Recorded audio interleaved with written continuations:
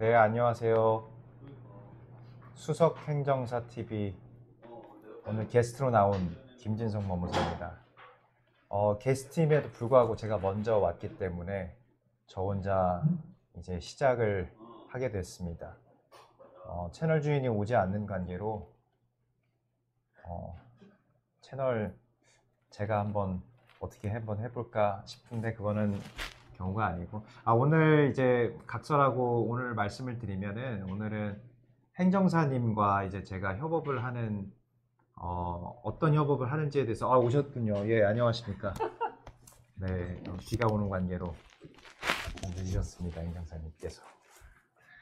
지금 나오나요? 안녕하세요. 네. 네, 지금 시작 중이라고 합니다. 수석 행정사 TV 오늘 게스트로 특별 게스트로 훈남 김진성 법무사님과 훈남은 아니지만 오늘 비가 오는 바람에 차가 갑자기 이제 소나기가 오면서 차가 좀 많이 막혔습니다. 네. 오늘 행정사와 법무사를 헷갈리는 분들이 좀 덜어 계시더라고요. 네. 그래서 특별히 예전에 저희가 유정숙 편집장님과 같이 네, 방송을 했었지만 맞죠. 네. 오늘은 아예 이제 김진성 법무사님을 메인으로 해가지고 도대체 왜 행정사와 법무사를 헷갈리지? 그렇잖아요. 우리는 헷갈릴 일이 없는데 주변 분들은 많이 헷갈려 하시더라고요.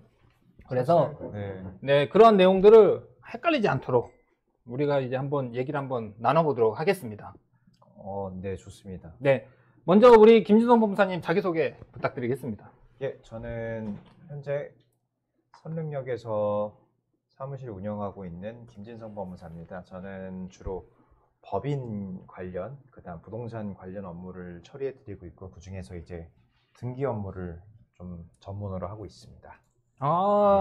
지금 이제 부동산 관련된 그리고 이제 법인 관련된 이제 등기 업무를 주로 하시는데 원래 법무사분들이 다 이런 그렇죠. 업무를 하는 거죠. 등기는 거의 이제 전문 영역이다시피 하고 계셔서 대부분의 법무사님들이 다 등기 업무를 하고 계실 거고 네. 그 중에 뭐 좀 특화된 부분이 있을 텐데 기본으로 하고 계실 겁니다, 다들. 예. 그러면 뭐 거의 모든 법무사님들은 등기하면 법무사 이렇게 그냥 인식을 해도 되나요? 그쵸. 근데 요즘은 또 그쪽 시장이 네. 뭐 법무사뿐만 아니라 이제 뭐 법무법인이나 변호사분들도 네. 많이 하고 계셔서 모르겠습니다. 거의 근데 기본적으로 법무사님들이라 하면은 다 등기 업무를 하고 계셔서. 예. 그러면 그냥 뭐 단순화시킨다라고 하면 등기하면 법무사로 오늘 이제 사람들이 네. 헷갈리지 않도록 해야 되니까 네네네. 그렇게 해서 등기 이꼬르 법무사로 이렇게 기억을 하게 해도 될까요? 예, 좋습니다. 알겠습니다. 네. 그러면 일단 1차적으로 그렇게 하고 그리고 이제 잠시 후에 뭐 또 이 외에도 다른 것들도 하실 것 같은데 그런 네. 얘기는 잠시 하는 걸로 하고요. 오늘 이제 행정사와 법무사 헷갈리는 분들을 위해서 헷갈리지 않도록 혹시 법무사님이 얘기를 한다라고 하면 주변에 어떻게 행정사와 법무사를 구분을 할 수 네. 있을까요? 사실 이 업무를 의뢰해 주시는 고객 입장에서는 해당 전문가가 어떤 분야를 전문으로 하는지 명확한 구분을 하기가 쉽지는 않을 겁니다. 사실 고객이 원하시는 목적은 하나인데 네. 그 목적에 도달하기 위해서 여러 과정을 거치지 않습니까? 네, 맞아요. 그래서 이쪽에서 이쪽까지는 뭐 법무사가, 네. 그 다음부터 어디까지는 행정사가, 그 다음 어디까지 세무사 이렇게 딱 칼로 재단할 수 있는 부분도 아니고 네. 그런 것들을 고객이 일반적으로 다 알고 계시기가 어렵기 때문에 그래서 협업이 꼭 필요하다고 생각합니다. 예. 그래서 고객분들은 사실 원하시는 목적을만 말씀해 주시면은 네. 그거를 구분하기보다는 이 전반적인 업무를 처리해 줄 수 있는지에 대해서 이걸 듣고 판단해서 말씀을 드릴 수 있어야 된다고 보고 있거든요. 예. 그래서 구분을 어떻게 해야 되는지를 말씀 주셨는데 구분보다는 네. 예, 어떤 일인지 그걸 파악하는 게 좀 중요하지 않을까 싶습니다. 우리 유튜브 제목을 이렇게 만들었는데 구분을 해줘야 되지 않나요? 예. 그래도 굳이 구분을 해드린다고 하면은 뭐 이렇게 하면 어떨까요? 그러니까 쉽게 얘기하면 서울시청 네. 아니면 구청에 네. 들어가는 서류는 행정사, 네네. 등기소는 법무사. 네. 이걸로 그냥 구분해도 되지 않을까 싶어요. 그렇게도 구분하면 음. 명확하겠지만 네. 경험상 행정사님도 마찬가지겠지만 고객분들이 이 서류가 등기소에 들어가는지 사실 서울시청에 들어가는지 이렇게 알지 못합니다. 그렇죠. 네. 네. 그렇기 때문에 네. 사실 그런 것도 다 저희 업무 아니겠습니까? 네. 이 법상으로는 네. 이제 보니까 행정사법, 법무사법에 네. 구분이 되어 있기는 하더라고요. 네, 맞습니다. 그리고 변리사법도 구분이 되어 있긴 한데 이게 변리사와 행정사는 실제 똑같은 행정기관에 제출하는 범위 내에선 같긴 합니다. 오, 네. 네, 그래서 변리사법에서의 그러니까 변리사 업무는 특허청, 특허법원 내에서 특허상표 디자인에 관한 대리 업무를 할 때는 변리사 업무로 되어 있거든요. 예, 예. 그렇게 봤을 때 그 중에서 겹치는 게 행정청, 즉 특허청에 제출하는 서류에 있어서는 겹치는 거죠. 그러다 보니까 예. 이제 그 부분만 아니면 사실은 이제 저희가 할 수 있는 거고. 네. 그래서 이제 보통 근데 일반 분들은 이제 특허 상표 디자인은 변리사님들이 한다라고 다 인지를 하고 있으니까. 네네네. 근데 그것도 하나의 행정기관이기는 하죠. 맞습니다. 네. 그래서 변리사법에서는 이제 특허청으로 구분되어 있어서 저희도 정확하게 구분이 되긴 쉽더라고요. 그리고 법무사법에서는 딱 그 법무사법에 조문이 있거든요. 그래서 법무사법에 뭐라고 되어 있냐면 법원, 검찰청에 제출하는 서류. 맞습니다. 네. 그 중에서 등기에 관련해서는 대리가 되는 걸로. 네, 맞습니다. 맞아요. 그래서 보통 그러니까 대리라는 자격증이 되어 있을 때 그게 네. 그 자격증의 메인이 되는 것 같더라고요. 네. 그래서 저도 그냥 소개를 아까 이제 등기하면 이제 법무사님으로 했는데 여기 하나가 법무사법 하나 추가되어 있는 게 개인회생도 대리로 되어 있더라고요. 네, 네. 그거는 좀 다툼이 있긴 했는데, 네, 그게 이제 법이 개정된 걸로 제가 알고 있습니다. 예, 많은 법무사님들이 개인회생 전문을 하시는 분도 많습니다. 네, 맞아요. 그래서 그 전까지는 이제 대행, 그래서 대행과 대리에 대한 구분이 사실 일반인들은 이제 구분을 잘 안 하시긴 하지만 맞습니다. 이제 업을 하시는 분들은 이제 저희 사무실에서는 대행과 대리를 구분한다라고 하면 대리는 일반적으로 이제 포괄 대리 한번 위임장을 주면 전체를 네. 이제 맡아서 한다라고 보면 되고 대행은 건 바이 건으로 계속 건별로 계속 위임장을 맞습니다. 이렇게 이제 업무적으로 구분을 하고 있는데 뭐 지금 법무사법 보면 이제 요거는 이제 현행법이 아니네요. 그래서 지금 현행 법무사법에서 보면 지금 법원 검찰청 작성하고 그 중에서 이제 등기와 그 다음에 개인회생에 대해서는 대리라고 이렇게 되어 있더라고요. 네. 네, 그래서 일반 분들이 이제 헷갈린다라고 하면 저는 이제 딱 그 얘기는 하거든요. 그냥 등기소에 제출하는 서류는 법무사님을 제일 먼저 찾으시고 네. 그 외에 다른 업무도 하지만 그리고 행정사에게는 그냥 저희 업무에서는 대리가 붙어 있는 게 인허가가 대리로 되어 있거든요. 아, 인허가. 네, 네. 그래서 정확하게는 인가, 허가, 면허 등 받을 수 있기 위해서 네, 행정청에 제출하는 하는 신청 등의 모든 대리를 예. 저희가 대리로 하고 있어요. 그래서 예. 저희는 법 조문이 어떻게 되냐면 특이한 게 인가, 허가, 면허 등을 받기 위해서 대리라고 돼 있어요. 그러니까 결과를 위한 어떠한 결과를 위한 그런 대리 업무라고 되어 있긴 하죠. 그래서 그냥 줄여서 간단하게 하면 그냥 인허가 대리. 그래서 이제 인허가 대리라고 하는 게 저희는 더 구분이 되기는 하는데 네. 근데 인허가를 제일 많이 얘기를 하면 대부분 건축을 떠올려 하시더라고요.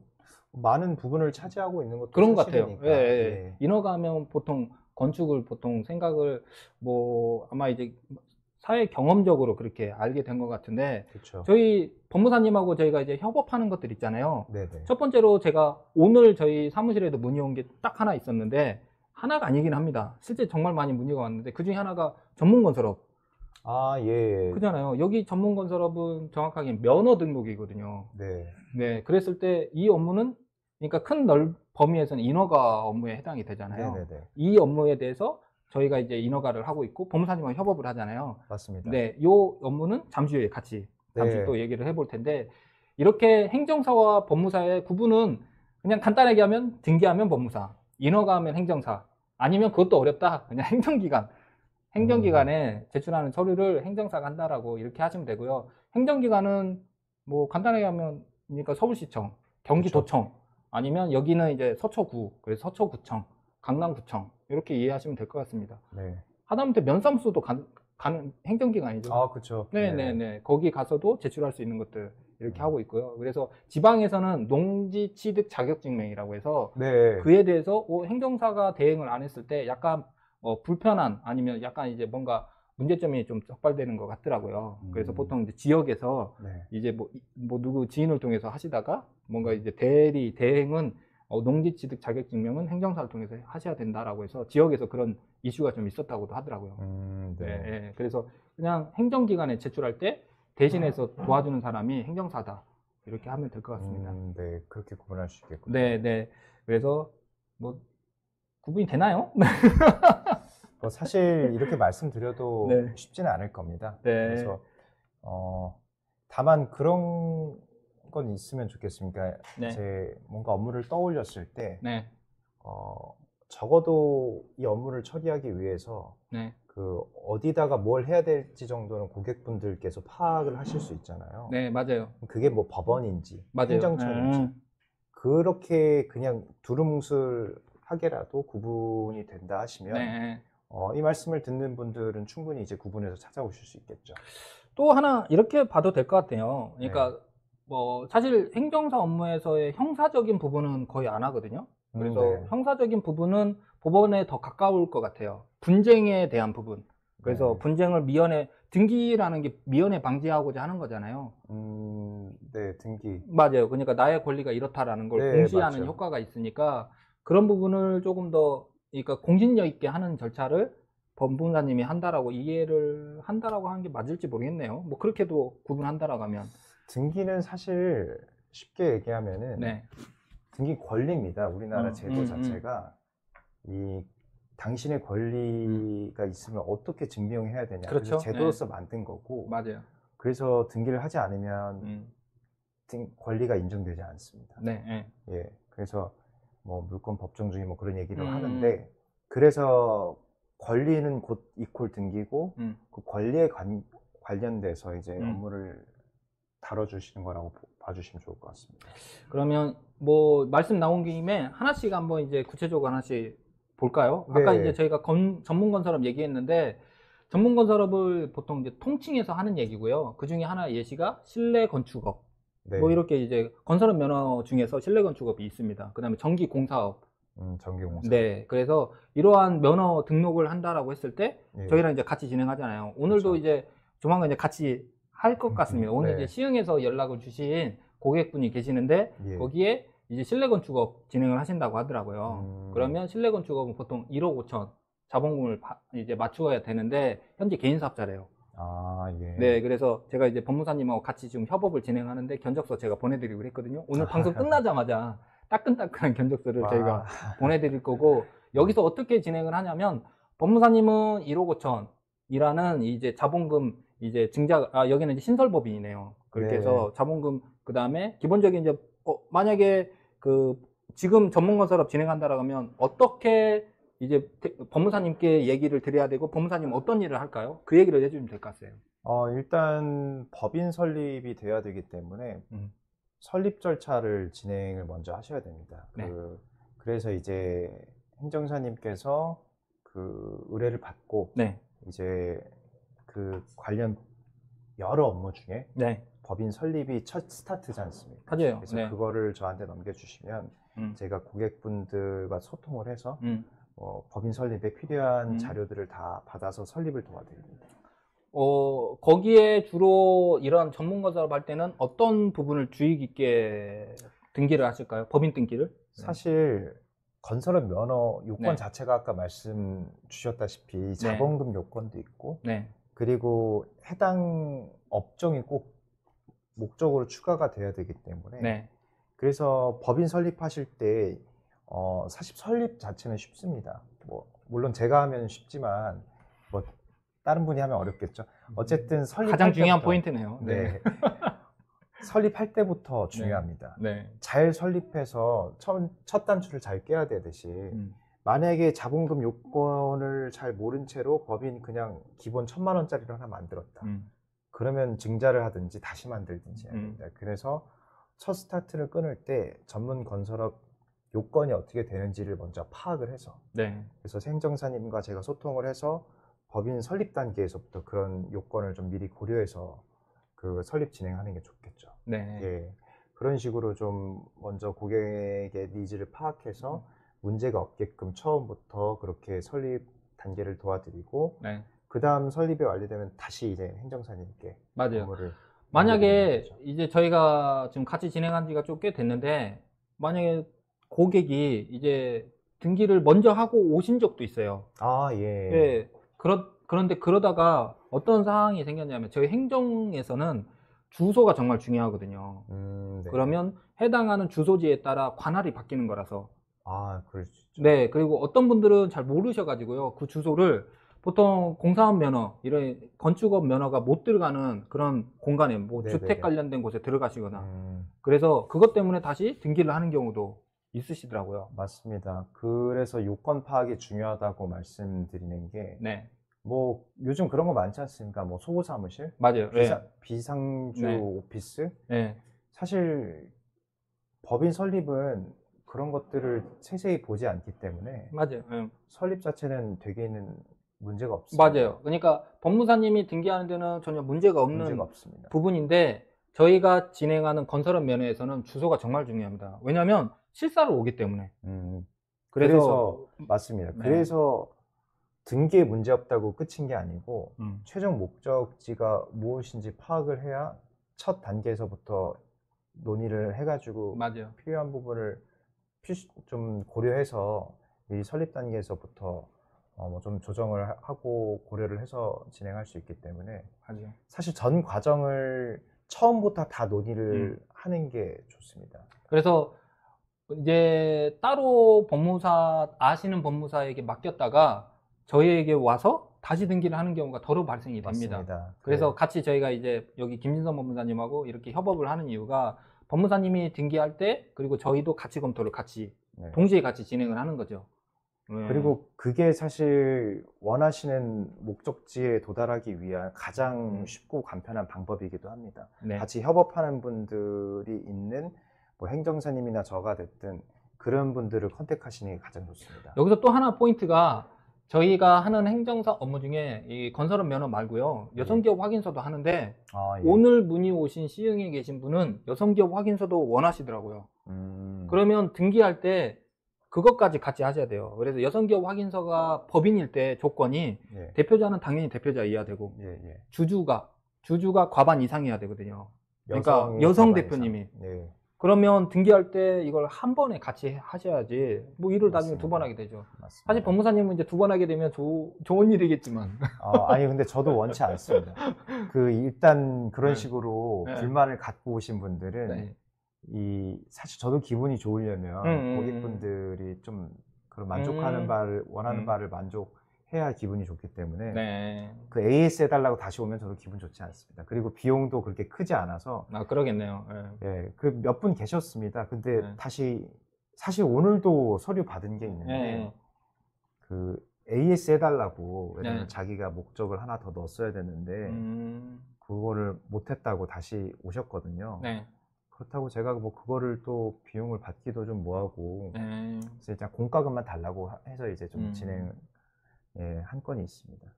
예, 저도 좀 뭔가 어쨌든 고객분들이랑 지속적인 거래 관계를 맺기 네. 위해서는 좀 잘 해드리고 고객분들이 만족해야 되기 때문에 네. 예, 어쨌든 말이 좀 샜지만 네. 여러 번 받는다고 좋지는 않습니다. 알겠습니다. 네. 그래서 지금 법무사님과 어떤 일을 하고 있고 그리고 이게 법무사와 행정사 어떤 차이가 있는지를 지금 구분을 하려고 합니다. 그래서 법무사님이 특히 이제 법인을 예시로 했을 때 법인이 어떤 사업을 한다라고 하면 설립을 하는 과정에서 자본금, 그 다음에 임원, 그리고 목적 사업 이런 것들을 등기로 잡아주시고 그렇게 설립이 된 등기된 법인을 저희는 이제 행정 업무를 진행하는 거죠. 그래서 지금 예시로 건설업, 특히 이제 실내 건축업 할 때는 1억 5천 그리고 그 지역을 어떤 주소지에 따라서 그 지역을 관할하는 행정기관이 바뀝니다. 오늘 문의했던 시흥시를 관할하는 곳은 시흥시청이잖아요. 그러면 예. 시흥시청의 담당자랑 저희가 이제 컨택을 해서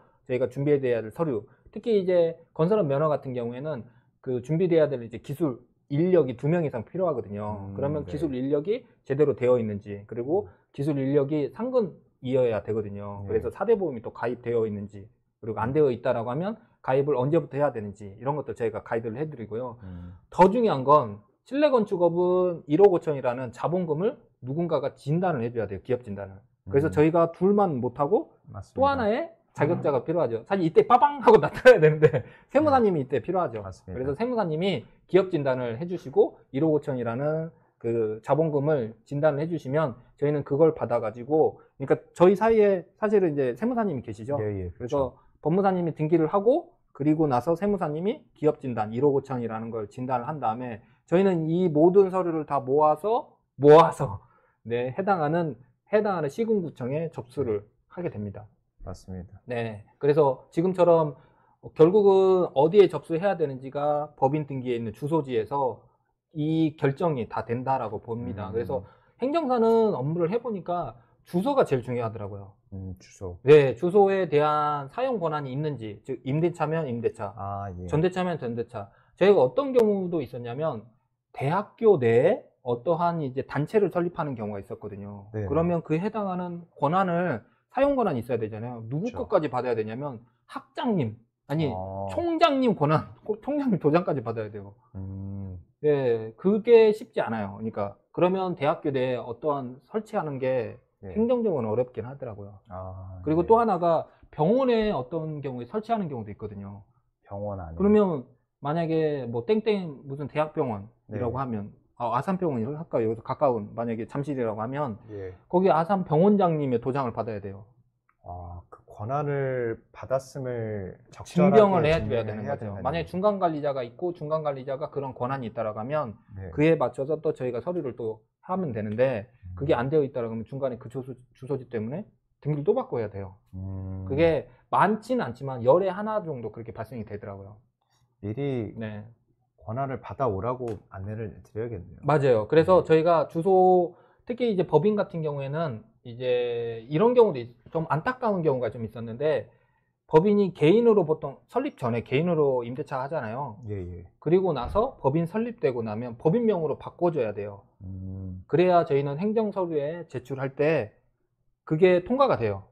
왜냐면 소유자가 일치가 되잖아요. 네. 개인과 법인은 사실상 다른 사람이잖아요. 그렇죠. 별다른. 예, 그런데 격차죠. 이제 설립 전에는, 왜냐면 이제 뭐 서류를 준비해야 되니까, 아니면 임대차 계약서 확인이 필요하니까 개인 대표님 도장으로, 대표님 이름으로 하거든요. 네, 네. 그런데 그 임대인이 안 바꿔준다라고 하는 경우가 더러 발생하더라고요. 아, 예. 너무 억울한 분들이 더러 계시더라고요. 네, 계약을 2번 하는 거기 때문에 임대인도. 맞아요. 임대인도 귀찮아하고, 네. 그리고 또 임대인이 어디 멀리 떠났다라고 하면 네. 그거를 이제 중간에서 이제 중개하시는 그 중개사님도 참 난처해 하시긴 하더라고요. 네. 그래서 사전에 반드시, 네, 행정사님과 충분한 논의를 거쳐서. 맞아요. 그래서 네. 법인으로 계약을 하신다라고 하면 저희도 그래서 임대차 계약서를 미리 저희도 보내달라고 하고 있어요. 그래서 서류도 저희가 검토를 해드리고, 저희는 다른 게 아니에요. 그러니까 해당하는 이 서류를 접수해야 될 이름으로 계약을 하시면 되거든요. 지금처럼 전문건설업을 법인으로 등록을 받고자 한다라고 하면 네. 법인으로 모든 서류가 다 되어야 된다는 거죠. 근데 이제 행정을 잘 모르신 분들은 그냥 개인 이름으로 계약하시기도 하고, 개인으로 이미 계약서 되어 있지 않냐라고, 그러면 안 되는 거죠. 그래서 개인 이름과 법인은 다르다 그러면 나중에 법인으로 뭔가를 하겠다면 법인 이름으로 다 일치를 시키는 걸 저희는 이제 그 일을 하는 거죠. 그래서 그렇게 해서 전문건설업이, 그러니까 서류상으로 보면 뭐 몇 개까지 준비만 하고 1억 5천, 그 다음에 법인에 표시되어 있고 기술자만 갖추면 되는 거 아니냐라고 하잖아요. 이 모든 서류가 다 일치가 되어 있고 그런 것들을 모아서 저희가 접수를 하는 겁니다. 결국 네, 말씀을 정리하면은 네, 이 전문건설업이 필요한 대표님들 뭐 보고 계실지는 모르겠습니다. 예, 반드시 행정사님과 충분한 이 협의를 네. 거쳐서 맞아요. 진행을 준비하시면 좋을 것 같습니다. 그리고 네. 좀 건설업 하시는 분들은 중간에 돈 좀 안 뺐으면 좋겠습니다. 돈 좀, 아무리 이제 사정이 좀 급하거나 네. 계약권 때문에 계약을 해야 되지 않냐라고 하더라고요. 실제 이제 전문건설업은 1억 5천 이상을 계약할 때는 무조건 면허 등록을 하셔야 됩니다. 그렇기 때문에 그 네. 이하 정도는 계약을 할 수 있어요. 1억 5천 이하는.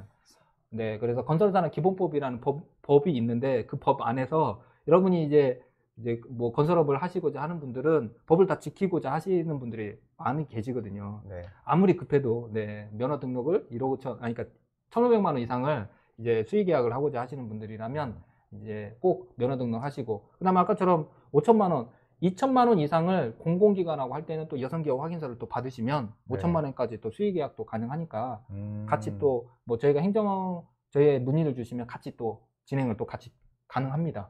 네. 이 결국 네. 덩치가 커지고 네. 크게 가려면 전문 건설은 면허를 따야 되고 맞아요. 예, 맞습니다. 네. 그리고 행정사님을 꼭 찾아뵈야 된다. 맞아요. 예. 저희가 면허가 정말 다양하게 많습니다. 지금 실내 건축 공사업도 얘기를 드렸지만 전기 공사업도 있고, 그다음에 네. 금속창호라는 이러한 면허도 있고요. 그다음에 네. 면허가 종류가 정말 많습니다. 그래서 지금 제가 또 오늘 문의 또 오른 것들은 제가 견적서 뭐 보낸 거 있잖아요. 당진. 그래서 당진 거. 아, 예. 네, 그것도 이제 곧 진행을 할 겁니다. 거리가 네. 좀 멀어서 그거는 수중 공사업. 네, 맞습니다. 네, 예, 기억하고 그것도. 있습니다. 네, 지금 이제 이렇게 법무사와 협업을 하고 있습니다. 그러니까 업무 영역이 다르다고 보시면 됩니다. 그래서 네. 등기는 법무사님이, 그리고 행정은 행정사가 이렇게 기억을 하시면 될 것 같고, 이제 두 번째로 이제 가볼까요? 뭐 두 번째 하면 효과음이 빠밤 이렇게 나와야 될 것 같은데 일단 자체 효과음으로, 자, 두 번째 대부업 빠밤 이렇게. 대부업. 예, 네. 대부업부터 저희가 협업을 많이 진행하고 있잖아요. 네. 그쵸. 대부업 네. 쉽지 않은 또 네. 영- 쉬운 업무가 아니지만 또 우리 법무사님과 하고 있습니다. 그래서 주로 하는 게 대부채권 매입 추심업이라고 해가지고, 대부채권 매입 추심업을 하려면 무조건 자본금이 5억이 필요합니다. 5억. 그리고 이 업무는 행정기관이 금감원에서 하고 있습니다. 금융감독원에서 하고 있고, 만약에 이러한 대부채권 매입 추심업을 한다라고 하면, 왜냐하면 대부채권 매입 추심업은 무조건 법인밖에 안 되거든요. 그러니까 법무사님이 반드시 필요한 거죠. 네. 그러면 법무사님께 만약에 대부채권 매입 추심업을 하겠다 문의가 오면 어떻게 또 하시나요?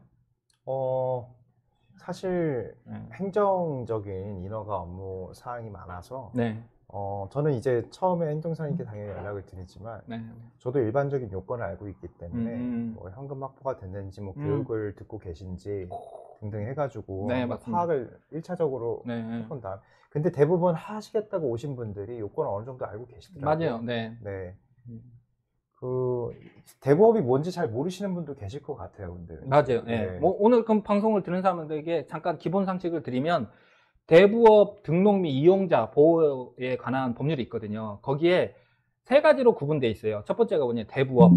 대부업은 내가 은행처럼 직접 빌려주고 이자를 받고 네. 하는 걸 주업으로 하는 사람은 대부업을 하고, 대부채권 매입 추심업은 다른 사람이 대출해준 걸 사오는 거예요. 네.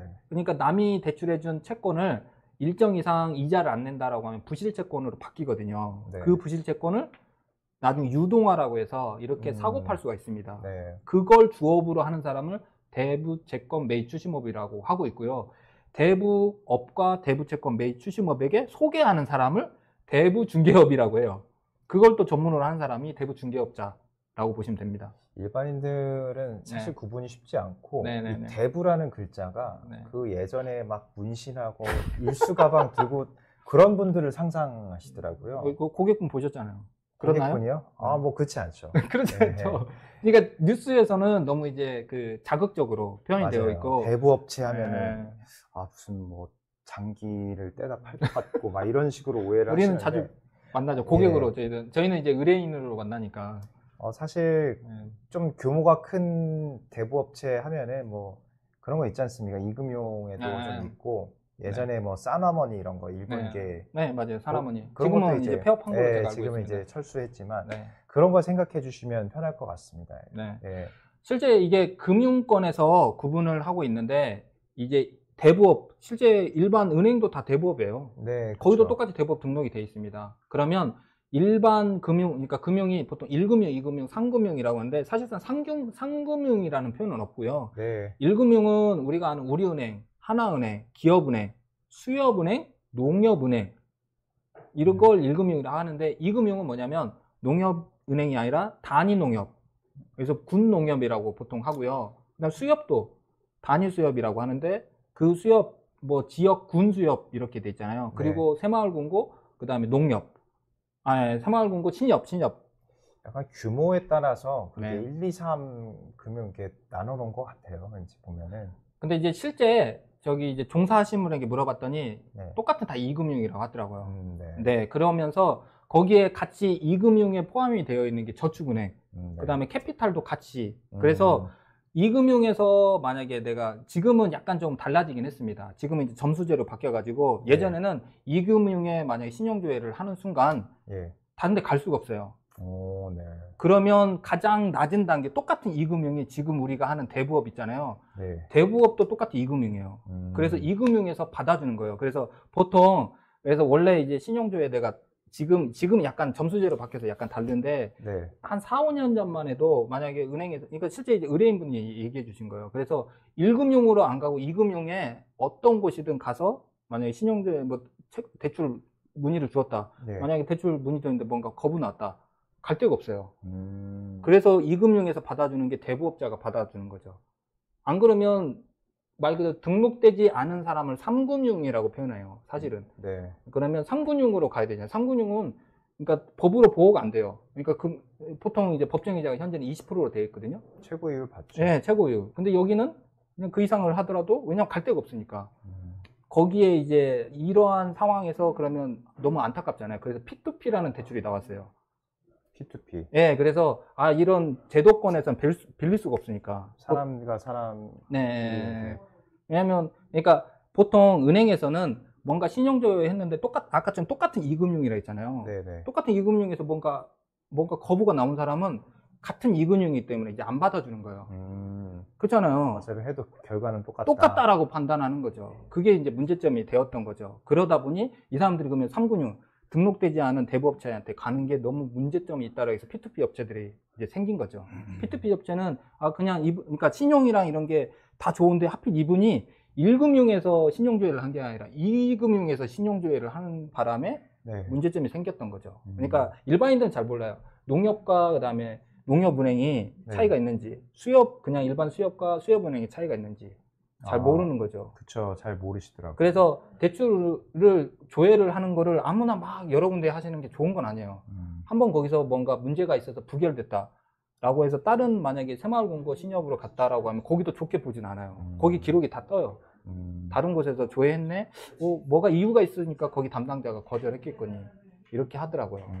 그래서 이제 은행이라고 해서 지금도 이제 저희가 이제 대부업 관련해서 얘기를 하고 있는데 그렇게 해서 은행에 대출을 만약에 하는 과정에서 이 대부업을 등록하는 곳에서 이제 해주는 거죠. 그래서 저는 이제 이런 거죠. 똑같은 대부업도 이금융이긴 하더라고요. 같은 제도권 내에서. 그래서 저희도 만나서 보면 이분들도 그러니까 제도 안에서 정확하게 이제 법을 잘 지키려고 하시거든요.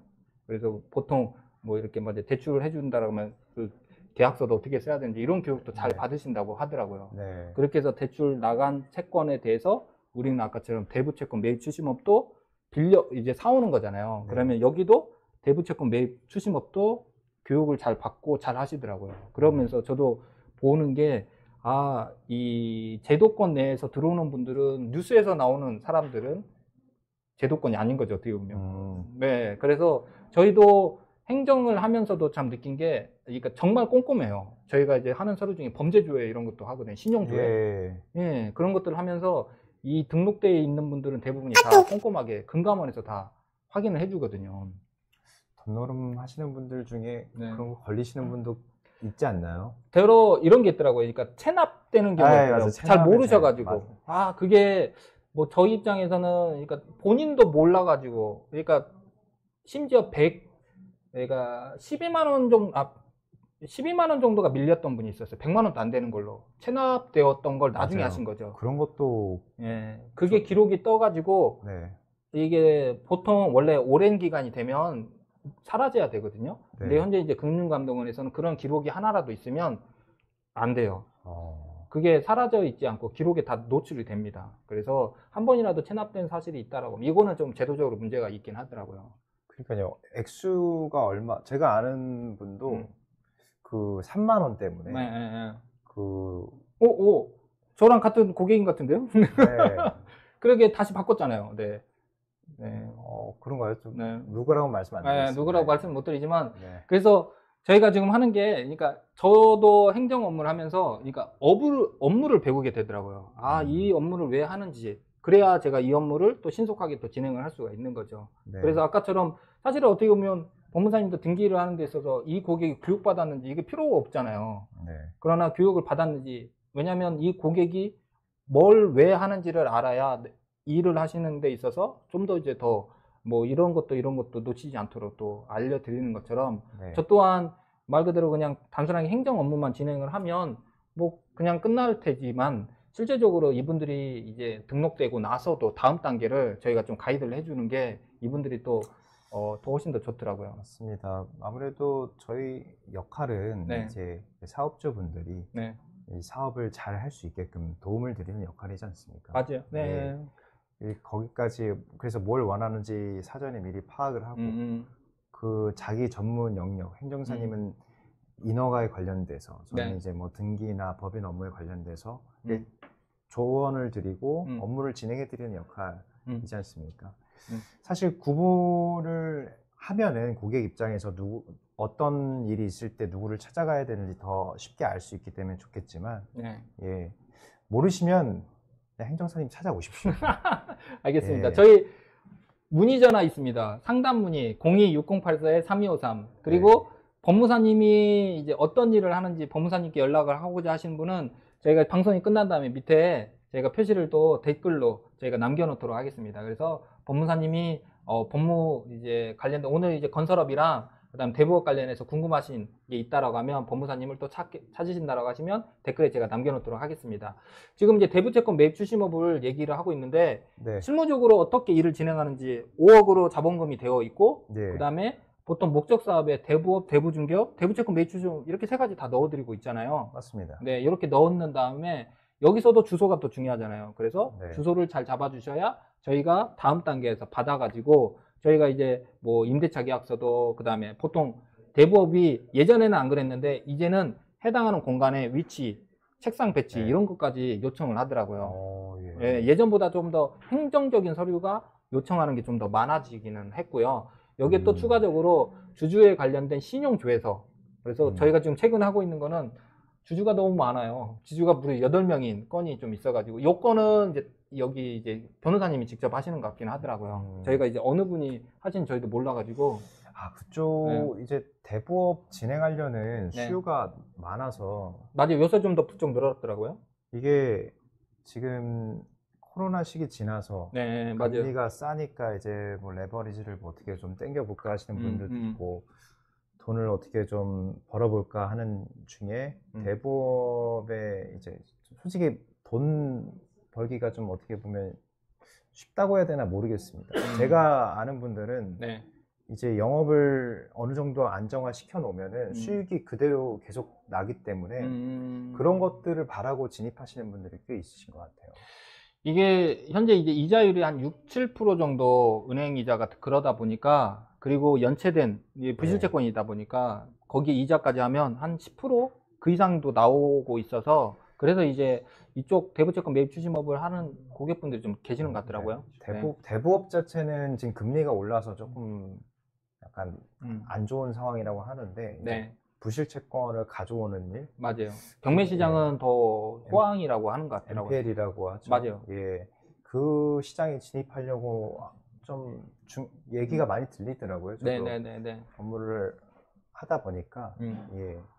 그래서 아마 지금 보시는 분들 중에도 대부채권 매입업, 뭐 MPL 이게 뭔지 사실 우리나라 사람들 돈 좀 된다 하면은 다 오지 않습니까? 네.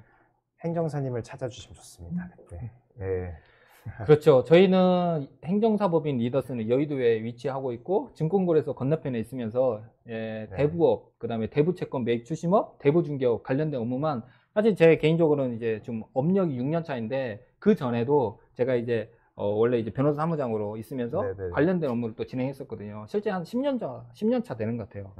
그래서 실제 이제 다른 실무적인 것들도 많이 도움을 드릴 수가 있으니까 뭐 대부채권 매입하는 과정에서 궁금한 것들이 있으면 많은 연락 바랍니다. 02-6084-3253. 자, 이제 이어서 다음 얘기를 좀 하고자 하는데요. 네.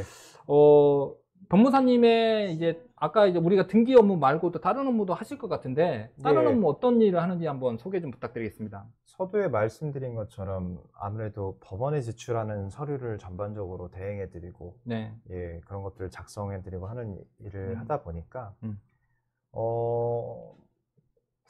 어떻게 보면은 변호사님들이 하는 업무 중에 뭐 간단한 부분이나 아니면 좀 그냥 꼭 이게 필요한가? 그러니까 변호사님까지 갈 필요가 있는지 싶은 것들. 그러니까 예를 들어 뭐 누가 돌아가셨다. 뭐 한정승인, 상속 포기 같은 거. 상속 포기. 아, 예, 뭐 네. 그런 것도 있고 네. 뭐 공탁 업무. 최근에는 한국 저기 국세청, 네. 예, 저기 서울지방국세청에서 오히려 관공서에서 연락이 오셨어요. 저도 소개받아서 연락을 주셨는데 공탁 업무를 할 줄 모른다고 좀 대행해달라고 하시더라고요. 그래서 공탁 업무 수행해드린 적도 있고, 그거 말고도 이제 사실 등기에 관련돼서 부동산 상속 등기, 부동산 상속 등기. 예.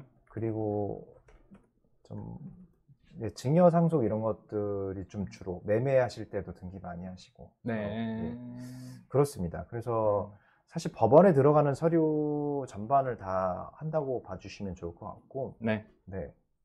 나 이거 업무 이런 것도 대신 해주시나 하는 것들 한번 문의를 주시면 좋을 것 같아요. 네. 그러면 뭐 기억에 남는 고객이나 아니면 뭐 이름을 얘기할 수는 없지만 이런 업무도 했더니 법무사로서 보람이 있었다. 네. 이런 게 있을까요? 몇 가지 떠오르긴 네. 하는데 네. 일단 한 2개 정도가 떠오르는데 하나만 말씀드리면 네. 이분은 온라인 통해서 처음에 접촉을 했습니다. 네. 뭐냐면 그 돈이 좀 있으신 고객분인데 그분이 이제 저기 양평에 펜션이 있으세요. 네. 펜션이 신축이고 거기에 애착이 엄청 많으시더라고요. 네. 짓는 단계에서부터 다 이렇게 하나하나씩 다 손보고 털을 닦고 자재 뭘로 할지 이런 걸 다 고민하셔가지고 애착이 큰데 그게 이제 건축사 아니 그 건설하는 업체의 문제로 이게 좀 소유권이 안 넘어가고 네. 예, 분양계약서를 작성하고 계약한 단계예요. 근데 이제 소유권은 어쨌든 그 건설업체에 있단 말이죠. 근데 그게 건설사 부도가 나서 이게 팔릴 지경에 있는 거죠. 그러면 그 건축 승인까지도 아직 그 사용 승인이 아직 안 난 상태. 사용 승인이 다 난 상태. 다 났는데 소유권 이전 등기만 하면 되는데. 이전 등기만 하면 되는데 거기서 아직 뭐 스톱된 상태네요. 왜냐면 인테리어 업자나 누구 등등 채권자들이 거기다가 이미 유치권이든 뭘 했어야 됐나요? 거기다가 압류를 걸어버렸어요. 강제 경매를. 네. 그러면 이 고객분께서는 내 펜션이고 내가 돈을 다 들여서 추가 공사비도 막 몇 억씩 납부하면서 거의 양평인데도 한 7억 정도 들어가신 것 같아요. 그 2층짜리 단독으로 하나 짓는 건데 7억, 8억 정도? 그 꽤 많이 들어가셨거든요. 근데 여기서 지금 이제 궁금하신 분들이 있을 것 같아요. 그러니까 내가 다 계약도 다 하고 소유권도 넘어왔는데 왜 여기서 문제점이 생기는지. 중요한 건 등기가 아직 안 나온 거예요. 네, 그래서 등기가 곧 권리라고 하는 부분이 제일 아까도 말씀드린 게 이 중요한 건 등기가 돼야 될 겁니다. 맞아요. 이게 계약만 해서는 낼 게 아닙니다. 예. 그렇기 때문에 이 사모님은 고객분은 자기 게 아닌 상태에서 경매에 넘긴 거죠. 이미 다 돈을 넣었는데도 등기가 안 돼서 자기 게 아닌 겁니다. 경매가 넘어가진 거죠. 네, 맞아요. 그래서 이거를 어떻게 되찾아올 거냐 해서 중간에 엄청 고생을 한 기억이 있습니다. 결과가 어떻게 됐나요? 결과는 찾아왔습니다. 어떻게 찾아왔나요? 이제 일단 건설 업체를 조인을 해서 만나가지고 타협을 보고 이제 이 계약 관계에 대해서 공정증서를 작성하고 공정증서. 네, 공정증서를 작성한 걸 토대로 그 경매에 입찰을 넣었어요. 입찰을 넣었는데 이제 조금 이게 말하기가 복잡해서 왜냐하면 음. 법정지상권 개념 뭐 이런 게 들어가다 보니까 네. 어쨌든 입찰을 싼 값에 넣었고 음. 그걸 이제 채권자를 배제한 채로 먼저 선순위로 낙찰 받아서 네. 잘 찾아왔습니다. 비용을 또 최소화할 수 있었고요. 그 과정에서.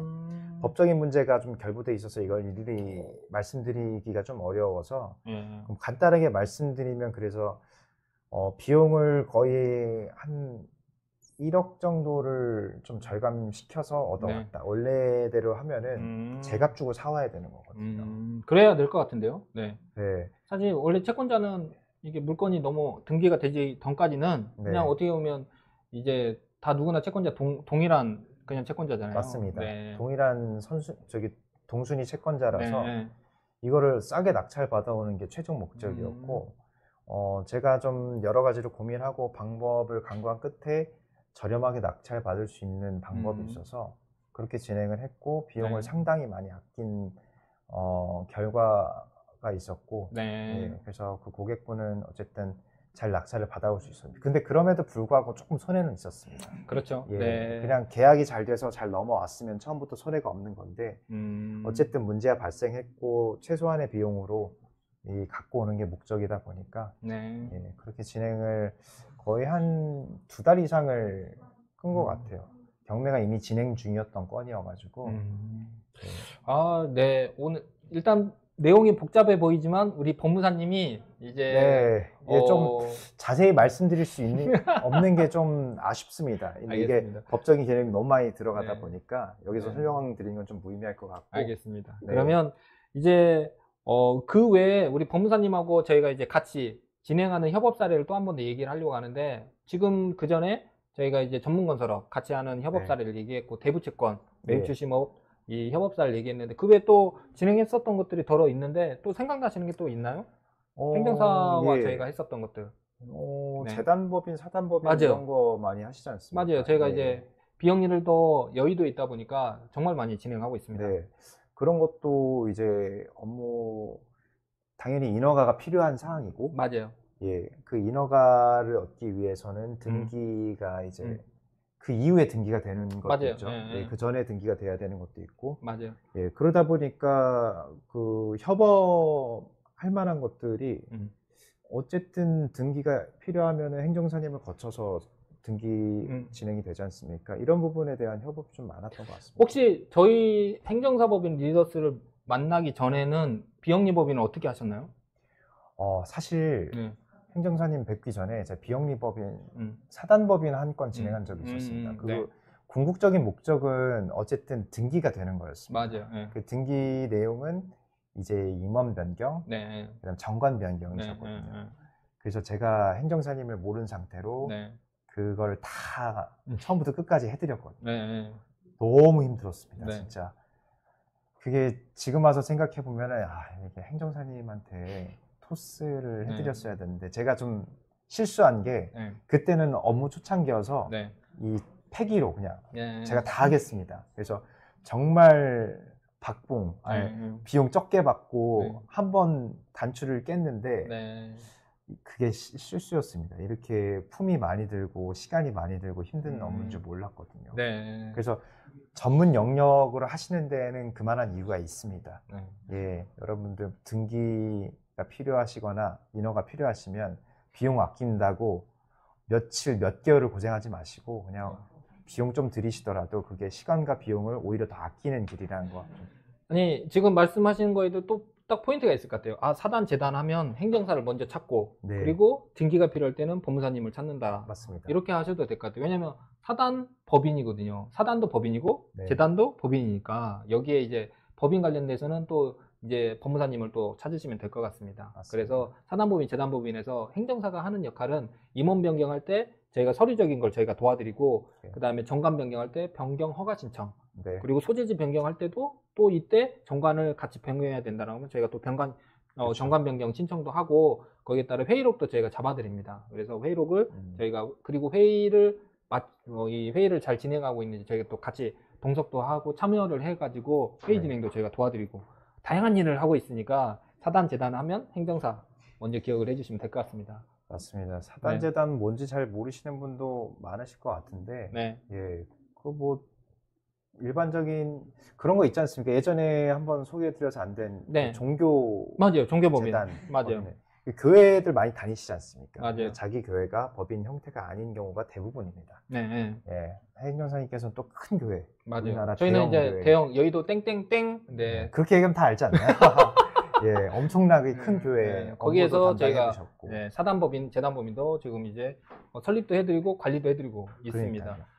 그래서 지금 지금 몇 개 저희도 문의를 주셨잖아요. 그래서 네, 그때 잘 연결이 안 되긴 했지만. 네, 근데 이제 종교법인을 왜 만드는지를 이제 궁금해 하시는 분도 있더라고요. 뭐 이 방송을 종교법인 관계자분들이 좀 들으신다라고 하면, 예, 그러니까 만약에 어떤 교회 이름으로 행사를 한다라고 하면, 네. 이제 당연히 뭐 기독교 만약에 네. 교회라고 하면 그 해당하는 관계자분들만 좀 오실 수가 있는데, 예. 사단법인, 재단법인으로 행사를 한다라고 하면 다양한 분들이 참여하더라도 사단법인, 재단법인 이름으로 할 수 있어서 뭐 그런 부분에서도 종교법인을 좀 설립도 하시더라고요. 교회가 규모가 어느 정도 되면은 네. 법인은 필수인 것 같습니다. 맞아요. 네. 제가 심지어는 어저께도 강서구청 업무 보러 갔는데 네, 네. 어떤 분께서 자기가 교회 장로인데 음. 이렇게 이거 업무를 처리해야 되는데 막 음. 하면서 공문을 붙잡고 막 해달라고 하고 계시더라고요. 근데 맞아요. 공무원 대답이 이건 법인 형태가 아니고 맞아요. 대표자가 개인이 직접 와야 된다 이렇게만 말씀하시니까 음.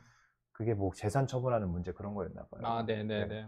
결국 뭐 교회 관계자분들도 보실지 모르겠지만 이 재단법인, 사단법인이나 단체를 어쨌든 좀 투명하고 효율적으로 관리하기 위해서 필수입니다. 네. 예, 그래서 행정사님을 그때 찾아주시면 좋을 것 같습니다. 실제 이제 우리가 종교법인이라고 얘기를 하잖아요. 네. 정확하게 종교법인은 종교의 보급, 그 다음에 이제 그 종교의 이제 보급을 목적으로 하는 네네. 이러한 그 목적이 있어야 되고, 그리고 이제 설립될 때 문화체육관광부 소관으로 네네네. 종교에 관련된 그 과를 이제 담당하시는 분에게 허가를 받은 법인을 실제 종교법인이라고 합니다. 그래서 네. 그걸 그냥 우리가 뭉뚱그려서 종교법인이라고 하긴 하지만 실제 이제 종교 교리를 전파하는 목적으로 설립이 돼야 된다는 게 맞아야 되는 거죠. 그리고 일반 사단 재단법인보다 약간 기준이 좀 높긴 합니다. 그 이유가 종교법인은 여기에 기부가 된다라고 하면 대부분이 전부 다 면세예요. 그래서 종교법인에게, 그러니까 일반 교회도 면세잖아요. 똑같습니다. 네, 그래서 그러한 혜택이 있기 때문에 종교법인은 좀 더 엄격하게 심사를 하고 있어서 전문적으로 하는 행정사를 만나야 제대로 된 종교법인, 종교 재단, 종교 사단법인을 만들 수가 있다라고 말씀을 드릴 수 있을 것 같습니다. 네. 종교법인 참 어떻게 나쁘게 이용하면 탈세 수단으로 이용될 수 있기 때문에 네. 국가에서 아주 엄격하게, 엄격하게 맞아요. 관리하기 엄격하게 때문에. 하고 있기 때문에 이제 정식으로 등록된 기독교 등록되어 있는지, 기독교 종파인지 이것도 확인하고요. 그다음 불교도 불교 종파인지 이런 것까지 다 확인하시더라고요. 그래서 더 경험이 많고 전문적인 네. 분을 찾아야 되기 때문에 맞아요. 예, 혹시나 보고 계시면 연락 주십시오. 네. 알겠습니다. 그리고 그다음에 또 추가적으로 이제 어느새 이제 8시 24분인데 한번 이제 법무사님의 자기소개를 우리 이제 끝자락이지만 네. 한 번 더 또 한번 어떤 일을 하고 있는지 그다음에 소개를 한번 더 부탁드립니다. 아까 선릉역 얘기하셨던 것도. 예. 뭐 다시 말씀드리면 저는 삼릉역에서 법무사 사무소 운영하고 있고 네. 예. 등기에 관련된 업무, 법인에 관련된 업무를 주로 하고 있습니다. 뭐 법인이라고 하면은 뭐 설립부터 운영 그리고 이제 마지막 뭐 청산까지도 다 하고 있고 네. 제가 뭐 좀 어렵게 들릴 수도 있는데 뭐 분할, 합병 이런 것도 업무를 하고 있고 뭐 주주총회 같은 것도 할 때 그런 업무가 필요하지 않습니까? 공증을 받아야 되고 뭐 그런 것도 다 전문으로 하고 있어서 혹시나 회사를 운영 중이시거나 뭐 회사 운영에 있어서 법적 업무가 필요하다고 하면은 그때 이제 찾아주시면 도움을 적절히 드릴 수 있을 것 같습니다.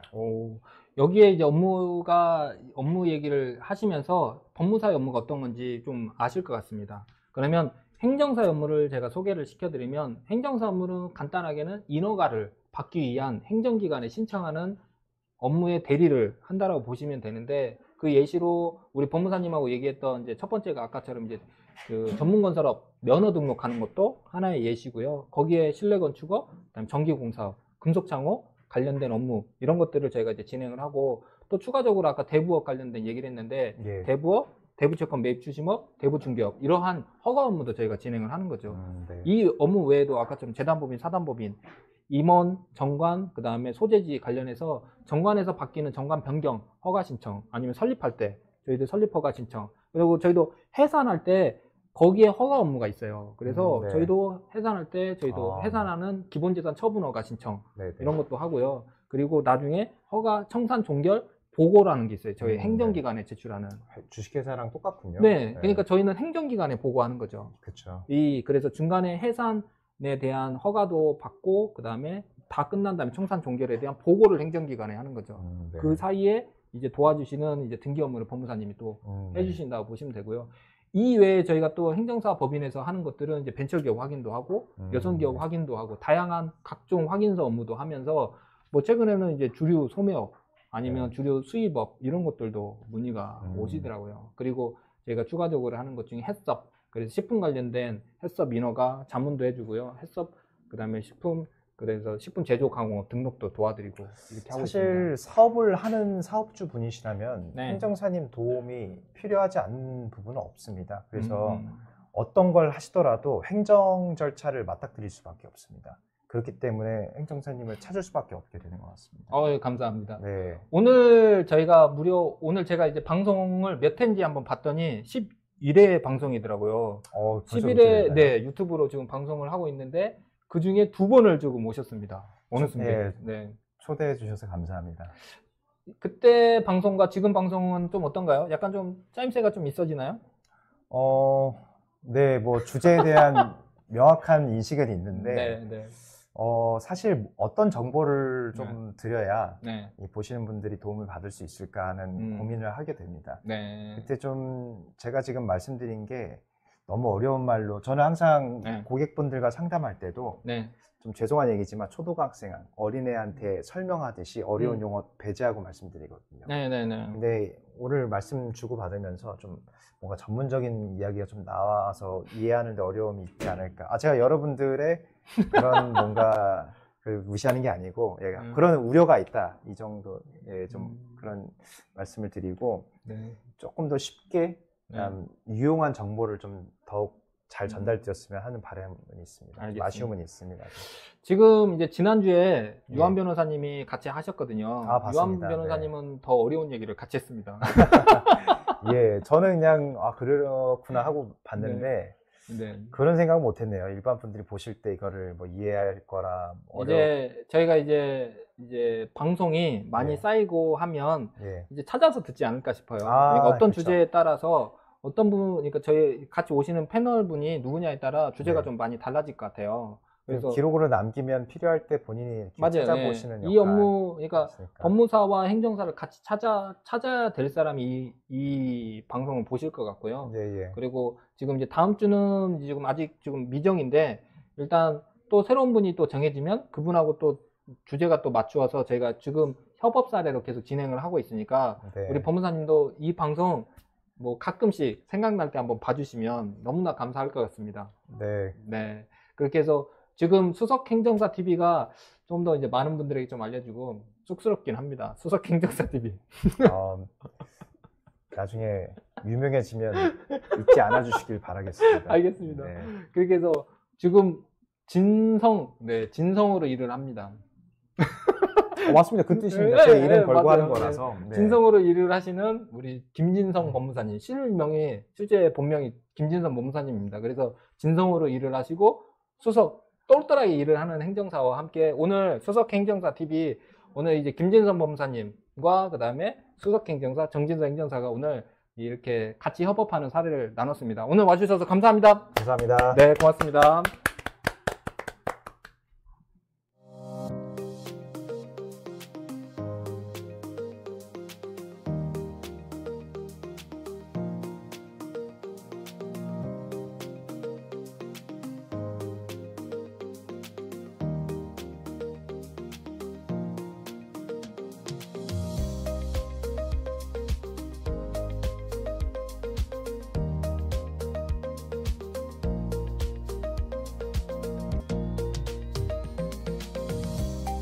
네.